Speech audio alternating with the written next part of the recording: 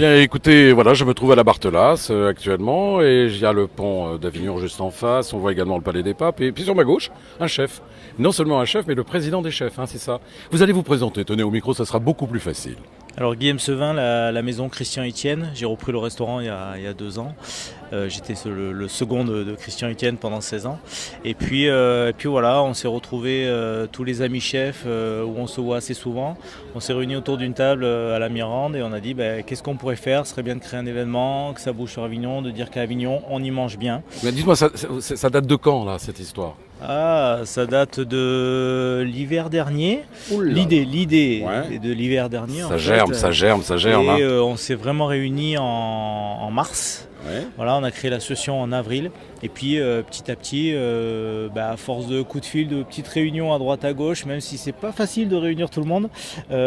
Écoutez, moi je tiens à vous féliciter parce que plus de 1000 paniers, hein, c'est ça? Plus de 1000 paniers. Oui, parce que moi j'étais déçu, je me suis inscrit et puis trop tard. Et oui, on a tout vendu en 8 jours en fait. C'était, Je ne suis pas assez rapide, c'est un petit peu dommage, mais regardez le monde qu'il y a. Et puis en plus de ça, ceux qui n'étaient pas inscrits pouvaient aussi déguster. Il y avait beaucoup de stands, non? Voilà, parce qu'on avait prévu, donc il y avait un centre de dégustation de vin, de jus de fruits, de café. Mais pour les gens qui n'avaient pas prévu leur panier, Sébastien, la Maison Violette, avait fait un atelier autour du pain avec la possibilité de se faire un sandwich. La Chambre d'agriculture avait fait venir des producteurs de manière à pouvoir acheter des choses à picorer. Un producteur de fromage de chèvre, un stand de charcuterie, voilà, on pouvait se faire son petit pique-nique quand même en venant sans réservation. Écoutez, moi je trouve cette organisation tout à fait exceptionnelle parce que moi j'arrive, hein, je suis un peu un béotien, je regarde ça, je dis mais tout ce monde, comment ils ont fait? Mais vous n'êtes pas tout seul quand même sur le coup. Ah nous on est 15 chefs. 15 chefs, mais il y a quand même derrière, il y a des bénévoles qui sont venus nous filer un coup de main, donc on est à peu près une trentaine. Et c'est vrai que sur la fin, sur le menu, on avait marqué guimauve à la tomate. Et en fait, après avoir distribué les paniers, on a tous pris en duo, on est allé voir les gens avec des plateaux avec les guimauves et un ciseau pour retourner au contact et puis avoir le retour, savoir est-ce qu'ils étaient contents. Ah mais c'est génial. Vrai que ça faisait un esprit de service à la fois et au moins on a eu le retour. Ça c'est sympa. Mais alors dites-moi, vous allez le refaire ou c'est une opération qui est non? Je pense que oui, on va le refaire. Après, tous les ans, tous les 2 ans, tous les 3 ans? On va s'organiser, je sais pas, on aimerait bien impliquer les hôtelières aussi là-dedans, d'avoir les jeunes sur l'apprentissage, de pouvoir... là, on a tout divisé en fait, le menu dans nos 15 restaurants respectifs. On a fait appel à aucun traiteur, voilà.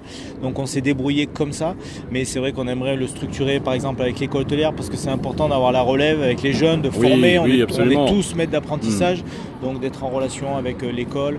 Voilà, on a de bonnes relations avec la ville, avec la région. Oui, ça, sur le plan technique, la ville vous a un petit peu aidé? Exactement, le Grand Avignon.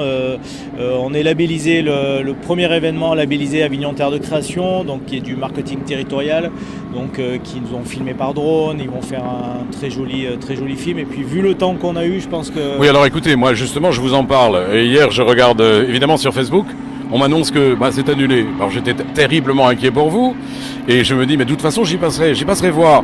Et nous sommes passés en voiture et on a vu qu'il y avait tout ce monde. On s'est dit, mais alors, qu'est-ce qui s'est passé? Vous avez changé d'avis entre-temps?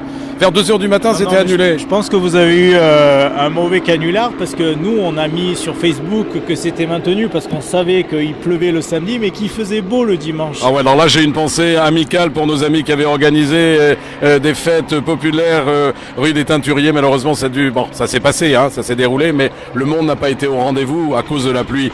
Alors donc, je sais que cette manifestation va se reproduire les années suivantes. En tous les cas, je serai au rendez-vous cette fois-ci. Je serai parmi les premiers à m'inscrire. Comme ça, je serai sûr, évidemment, qu'il y aura de la place.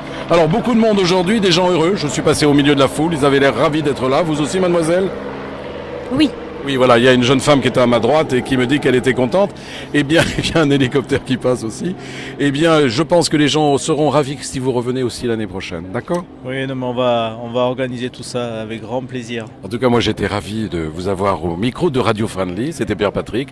Une très belle journée aujourd'hui, un bel après-midi, du soleil, du bonheur, de la joie. Eh bien, on va se retrouver bientôt. Au revoir. À bientôt. Que le vent vous pousse vers le bonheur. À bientôt.